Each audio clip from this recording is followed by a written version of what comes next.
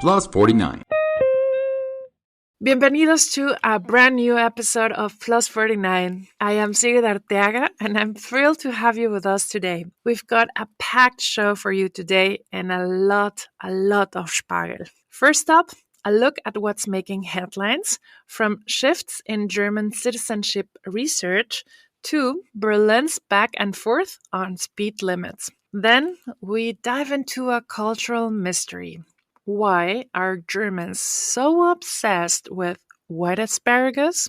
And later, a conversation with two institutions, Maurice and Andrew, about life in Germany, humor, and yes, why the fax machine refuses to die in Germany. Let's get into it.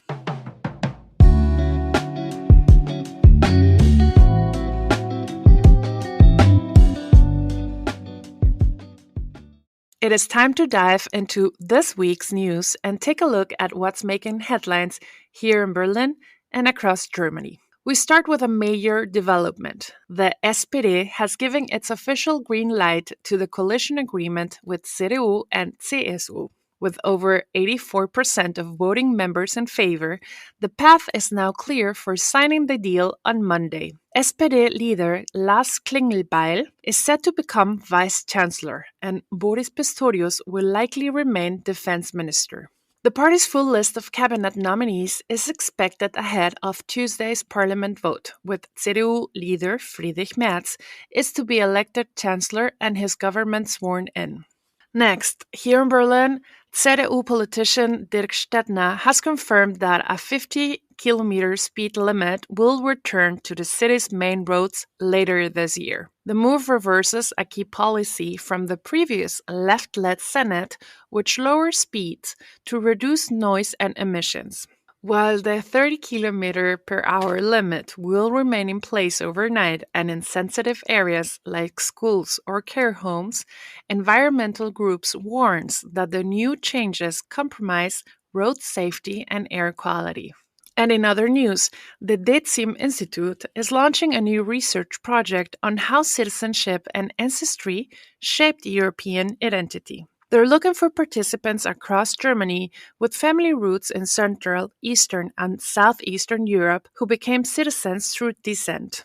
The one-on-one interviews will explore personal perspectives on belonging, citizenship, and intergenerational visions of Europe. Coming up next, Germans and their beloved Spargel. Why asparagus season is practically a national holiday. And later, our conversation with Andrew and Maurice. Stay tuned.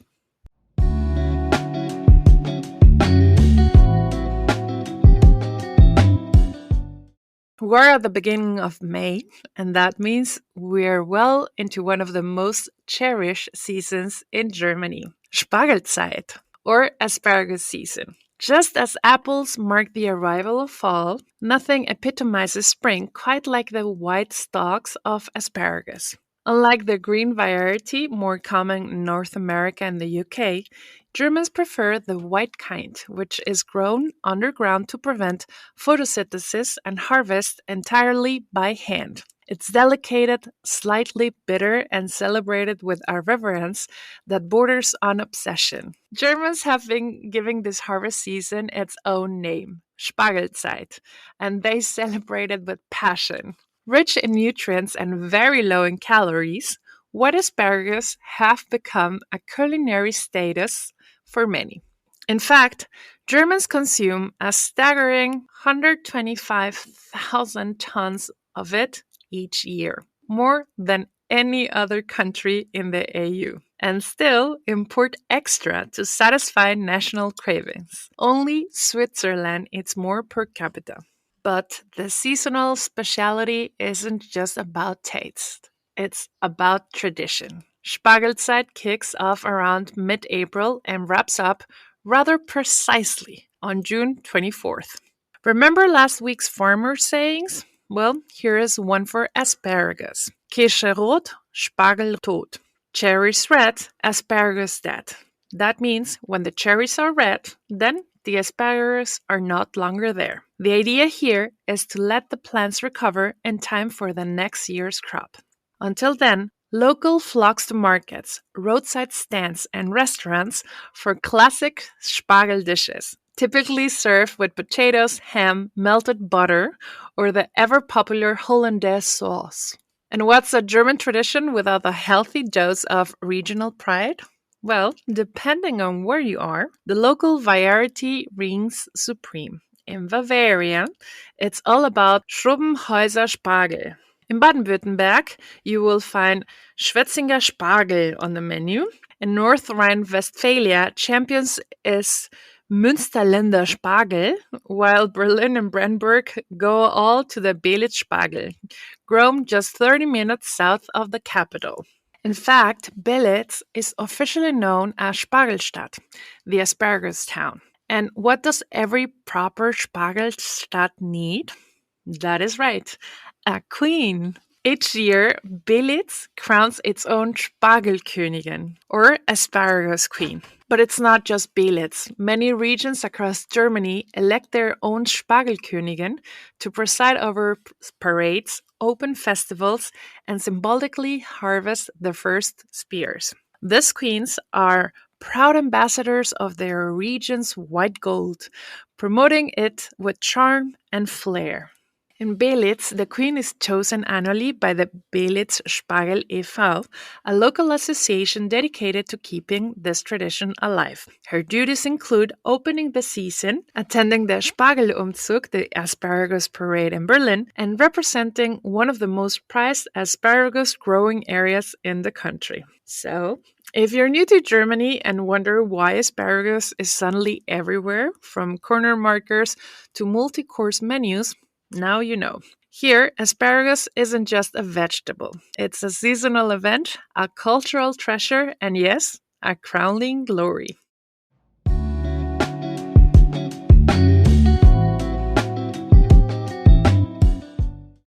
I'm going to say it again. We're with two institutions of Germany, of Berlin. One of them is Maurice, and the other one is Andrew. Why do I feel like you're saying we're old? No. Maybe we're a little bit old, but in Berlin, who's actually old in Berlin? I don't know. The other day I heard that it's easier to get into Berghain if you're over 50. So No, I totally believe that. I think that's true because I never knock. I don't knock it in, and I always feel like he remembers me from back in the day. But then the other day I thought, no, he just sees your gray hair, and he's like, yeah, come on in, man. Okay, so back in the days before you had gray hair. It was actually called Ostgut. It wasn't even called Berghain back. It was in a different location, and yeah, before I had gray hair. When did you arrive in Berlin? 2000 officially. Officially, so before that you had a long-lost affair with Berlin? Well, I lived in Frankfurt am Main for 2 years, and I was coming here once a month on work from 98. And Berlin was exactly this amazing place everybody was talking about? It was just a lot fewer people. Yeah, it was. Yeah, because half of Berlin was pretty much an unwritten book at that point. It was like a book that hadn't been updated in 40 years, and so you could update it. You could just add a couple pages. So at the moment we're talking with Andrew. Andrew has been here over a couple more than 25 years, and we're also talking here with Maurice, and both of them have something called 20%. What is 20%? 20% Berlin is a newsletter that Andrew and I have been doing for 3.5 years. And it's also a podcast. We started a podcast about 6 months ago. And it's a newsletter in English for Berliners, basically, for anyone who can read English living in Berlin. I think the idea is to give access to people who don't speak German, access to local news. Like I kept meeting expats who didn't know like who the mayor was or why a certain building was being built, and I thought, yeah, it's because you can't read the newspapers. I thought that's our job. I was a journalist anyway, and I thought we should give these people access. I mean, what really happened was that Andrew and I were both working at Berliner Zeitung, where we did a sort of English edition for a couple of years, but it was in the middle of the pandemic, and we started writing these pandemic updates every day, and built quite a fan base. And then, unfortunately, they decided that they didn't need us and they laid us off. And the next day, we started 20% Berlin on Substack. And it's just been, flourishing ever since. We discovered we didn't need them either. What you cannot see at the moment is both of them have a fan base also because they're so good looking. Whoa. So Whoa. I'm really saying that. So take a look at 20% Berlin, where you can not only hear their podcast, but you can also see them on video. And You can? Yes, you can. No? No, there's no video. We don't have video podcast. You can see Andrew on video. He's all over TikTok and Instagram because he's quite the TikTok star, actually. He's also a stand-up comedian, so he's much more used to the spotlight when it comes to video. That is right, but you have a picture of both of you sitting on a couch. Maybe that was kind of the idea that I've got. Yeah. But at the end of the day, you have a fan base, and now you've met a couple of more.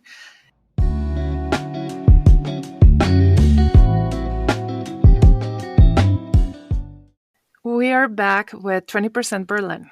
And 20% Berlin comes, I guess, that almost 20% of the people in Berlin have foreign roots. Actually, let me correct you on that a little bit. The name was Andrew's idea, and I think it's quite genius. It's actually 20% of people in Berlin who do not have a German passport. Me included. Right, and actually that number has gone up to 24% in the last 3 years. So people keep asking, are you going to change your name? But it doesn't really make sense to change the name every time this number changes. So we're keeping it 20%. Maybe when we hit 30%, we'll change the name. So we're going to stick on the 20% and the podcast. And Andrew is also social media influencer, TikToker, and stand-up comedian. Yeah. And you also try to explain to people what it's like to live in Germany. I mean, that's what we were both journalists, and that's what you do the whole time as a journalist. Even if you're just talking about recent events, you're still trying to explain what happens in Germany. And then just on the side, I was always making little jokes about how weird Germany is. And then TikTok came, and I made one video as a joke, and it went viral. And then I thought, oh, maybe I can do this. So I've been doing that ever since. But I'm not, I don't have 100,000 followers. But you're humble bragging. Look, you are like, he's like constantly touring Germany, doing comedy in English and German. Yeah, but that's comedy. That's not because of Instagram. That's just comedy. Yeah. Right. Because speaking German is actually a comedy. I guess I should make more jokes about the German language. I don't have any. But Maurice is actually a German. Yeah, I have a German passport. I have German parents. Today I was at the Bürgeramt getting a German passport for my 6-year-old son, and I think the officials there were a little bit confused because I was speaking English to them. Why? They don't really speak. My children don't really speak German very well. So. But you're speaking German. You're speaking English to your children. Yeah. That's why I think you're speaking. No, I wasn't speaking English to the Bürgeramt people. Dude, that's something you would do. I could totally see you doing that. Okay. And one of the things is that you had to pay with an EC-Karte and you didn't have one. Is because we're at the end in a place where we can still use fax. Yeah, I know, but it's wild because, last month I got a passport for my other son at the Bürgeramt in Neukölln, and there you could pay with a credit card. But the Bürgeramt in Prenzlauer Berg didn't let me pay with a credit card. So then I had to go to a different Bürgeramt and put cash into a machine so that it was paid. It was all just a certain, I don't know, every little office has its own rules. And it's one of the strange things about Germany. This must be the only country on the planet where it's difficult to give people money, where they make it difficult for you to give. Like, I thought it was just in Berlin that restaurants are like, you can only use cash. But I was just in Heidelberg this weekend where my daughter's studying, and there's restaurants that are like cash only too. And you just think like, bro, I just want to give you some money. Why are you making it difficult? I have no answer there, to be honest. And the thing is, like, an EC card, nobody even accepts them. Do they even exist in Germany anymore? Like, my bank will charge me if I want to have an EC card. I think they're being phased out in the summer. Which means they'll be in use for 15 more years in Germany. It's right. One more thing. There's next to my co-working space in Tempelhof, there's one of those little sketchy casino places. And there's a sign on the outside that says, "We take Deutschmarks." Yeah. Wow, I think we would definitely need to do a show there and pay with Deutsche Marks. I think that's very important. Did you live here when there were still Deutschmarks? Me? No, I know you did. Oh, yeah. Are you asking me? Yeah. No, I'm fairly European. Oh, okay. So Euro.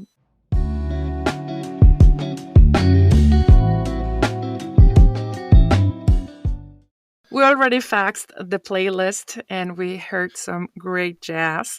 So we were talking about faxing, of course, because this is Germany. Why do you think that Germans are so behind technology or don't like technology that much? It's weird because actually, 25 years ago or so, they were ahead. Like they loved DSL lines, ISDN lines, DSL lines. They had a lot of Siemens technology company, and then I think Datenschutz. I think they got kind of they took a left turn at Datenschutz at personal privacy, and they just get distracted by it and think that if you have somebody's information, you can basically own them and control them. And so they're just afraid of technology now because you might find something out about them, and they're unique individuals.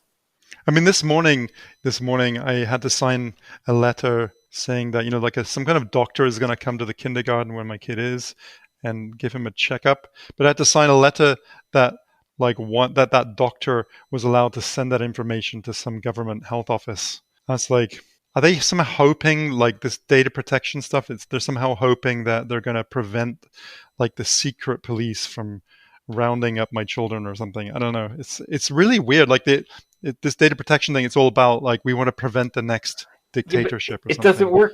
But that's not going to work. That's not going to do Because it. the one place they're happy to give their information is registering your address. So you're handing the government all of your information. So then the rest of it doesn't. If you're worried about the government, why are you telling the government where you live? It's so illogical, the whole thing. It just does. It makes all of it makes no sense. But it's just this thing of like, don't take a picture of me in public. You can't know anything about me.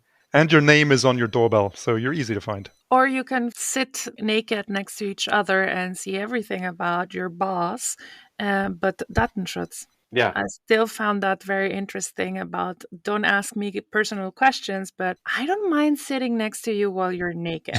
I don't know who your boss is, but the problem is I'm picturing her boss naked and I'm not liking it. I don't know what this man looks like, but I've never done that with my boss. What kind of boss do you have? I mean, in general, there's like this happy hour at some companies in Germany where you can actually go to the sauna for a specific amount of time and with very low prices. And of course, you can meet there your bosses. no, I can like all of my comedy friends, because we don't do anything. Comedians don't do anything. They all go to Vabali, this spa, this place, and basically every comedian, male, female, in Berlin has seen every other comedian naked, and they don't like it. Nobody likes it. I don't go there because I don't like spa. I'm not into spas. But everybody else is like, oh my god, I know what Dave looks like naked. Well, now they are banning people and visitors, especially tourists, to go to FKK places so that they will still be private and still be a very German thing to do and really. Is that right? What, like FKK beaches? Yes, tourists can not longer go to FKK beaches. But how do they know you're a tourist? Probably they're going to be speaking English. Because of how slowly you get naked. Or because you want to pay with credit card. Yeah. Because you didn't register with the fax. So before we leave you, tell us the last or the most important part of 20% Berlin and how can we find you and how can we enjoy more your 20% Berlin? Yeah, online 20%.berlin. We're pretty easy to find. The most important thing is just that twice a week, we summarize the big news stories. So we allow people who don't speak German access to Berlin news. And we focus just on Berlin. So Maurice likes to try to go more Germany-wide, but then I pull him back to just focus on Berlin because I think there's enough news outlets for Germany generally. But just Berlin and try to get down. Sometimes we probably get too complicated, too detailed into the politics and stuff. But I think the most important thing is just giving non-German speakers access to Berlin news. That said, there's plenty of German people that read it too. I'm serious. Nobody was doubting you, Maurice. Like a friend of mine yesterday, he said, I think what you and Andrew do is basically satire. Especially Andrew, he tries to put in like a little bit of ha-ha in every little story. Well, it's just boring to read just normal news, and it's German news, man. It's like double boring. And German humor. You might wonder, why do we live in this country? And there's many things that we like about Berlin. And in our podcast, we have a feature called The Bear's Knees. And it's about things that we like about Berlin. So it's not all just dissing. It's not just hot takes. We genuinely like it here. Right, Andrew? Oh, I have 2 children. I'm stuck here. Yeah.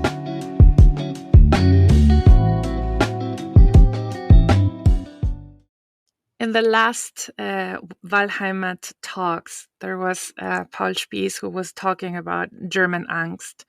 And he said something about a book. The title is just so great. It's called The German Burnout. If I just say that word, what would be your idea of what comes to your mind with the German burnout, especially as, of course, Maurice is not international, but you've been living very internationally. So for someone who was not born here, what could be this German burnout? I think look, what Germans are afraid of the most, what they fear the most, is change. They do not want any change, and it was a big enough change when the wall came down.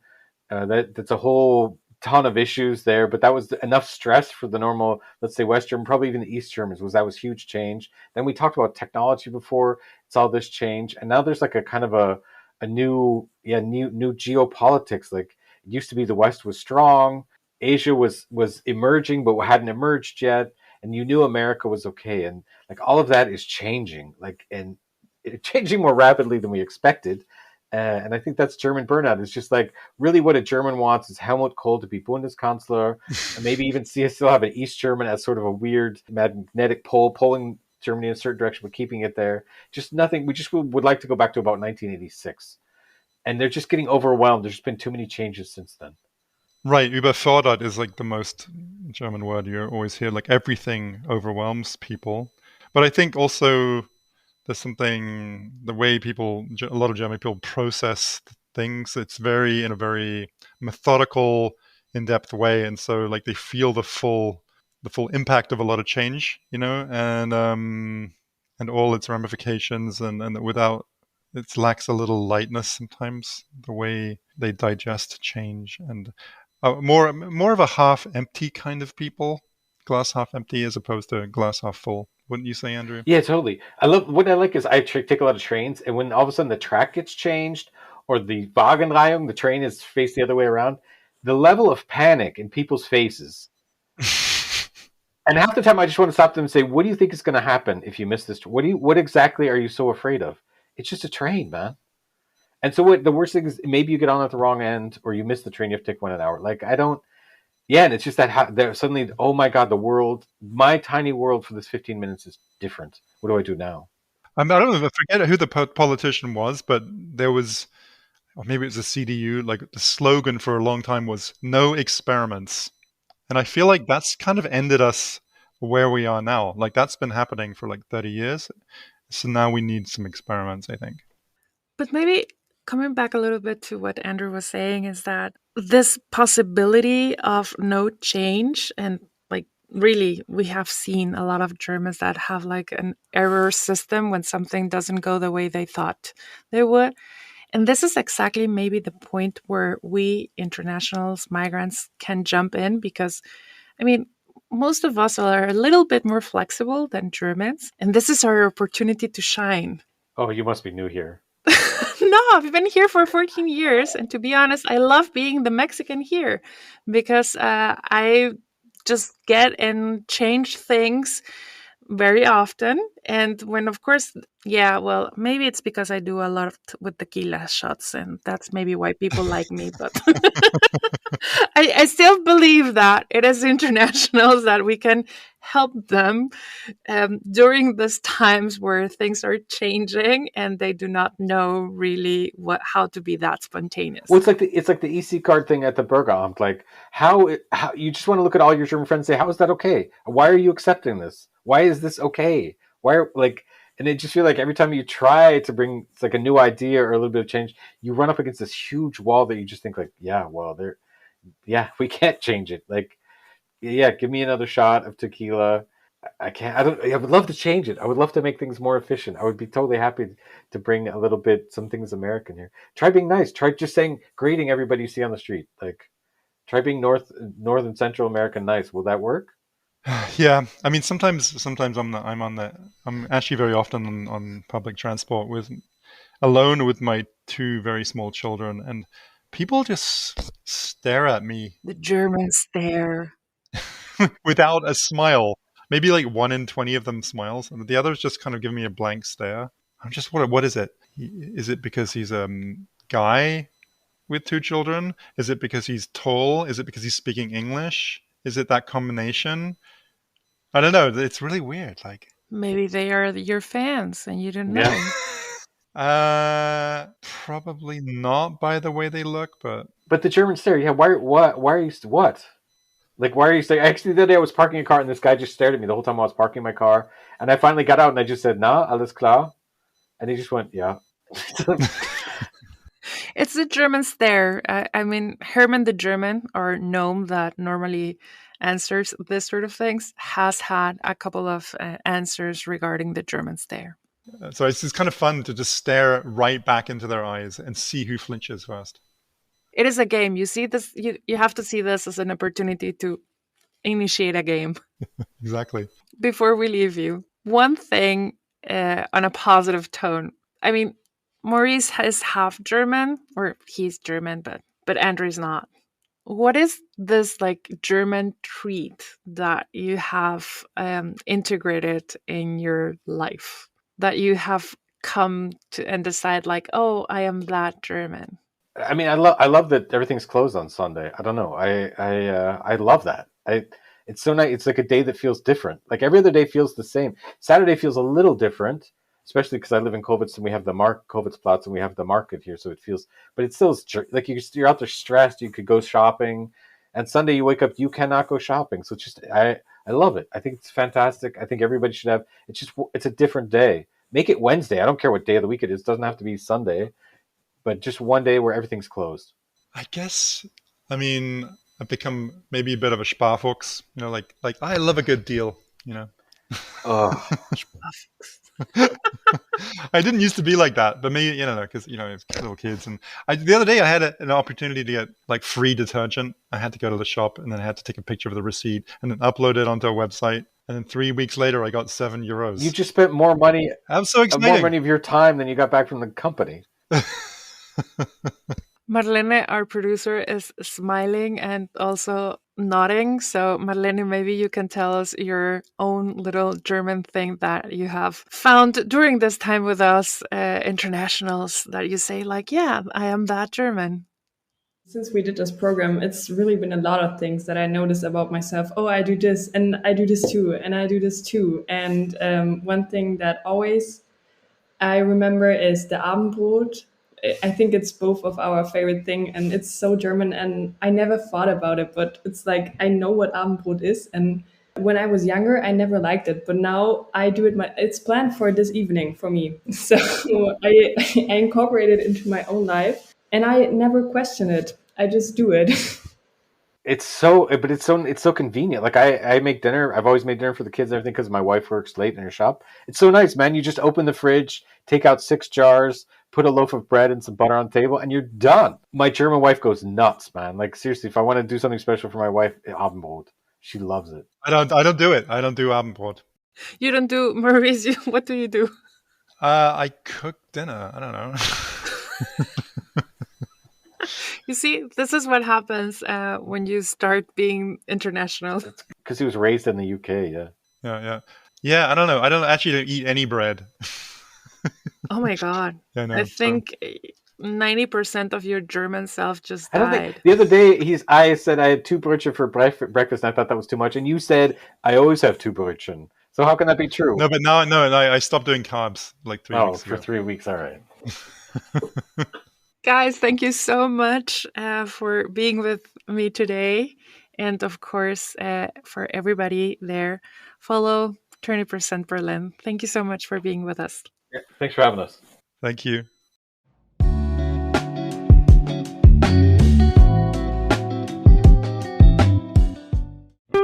Plus 49. Ask a German.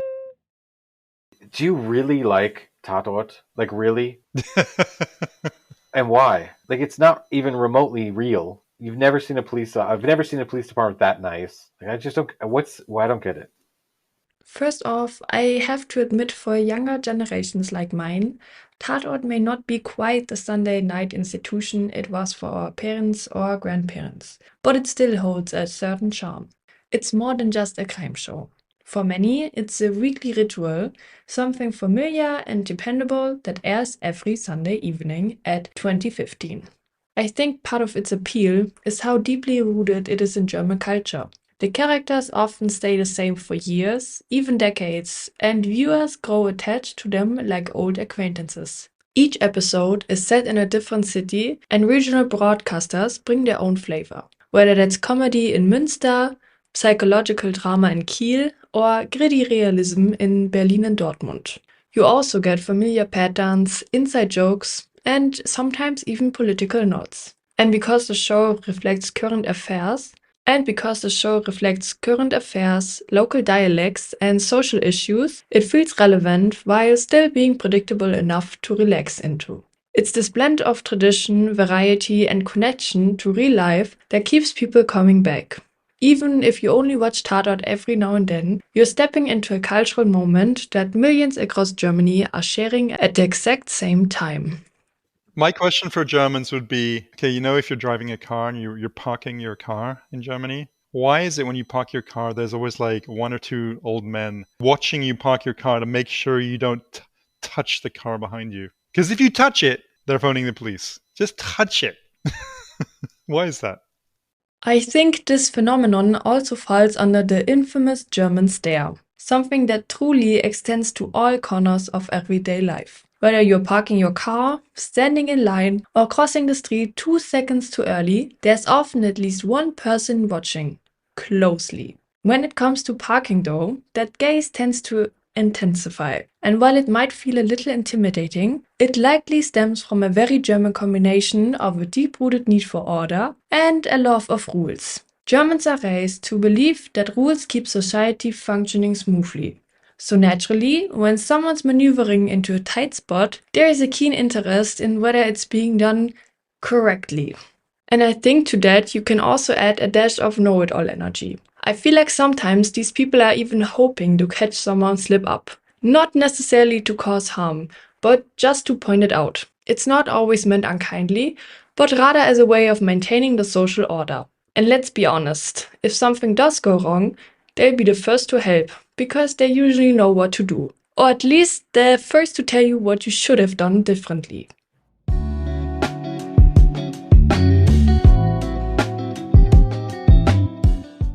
And that is a wrap up for today's episode here on Plus 49. Thank you so much to Andrew and Maurice for joining us today. Thank you, Marlene, for making this possible. And thank you for spending your time with us. Whether you came in for the news, stuck around for the Spargel talk, or found unexpected joy in the fax machine debate. We'll be back next week with more stories, voices, and oddities from life in Germany. Until then, stay curious, stay warm, and maybe don't throw out that fax machine just yet.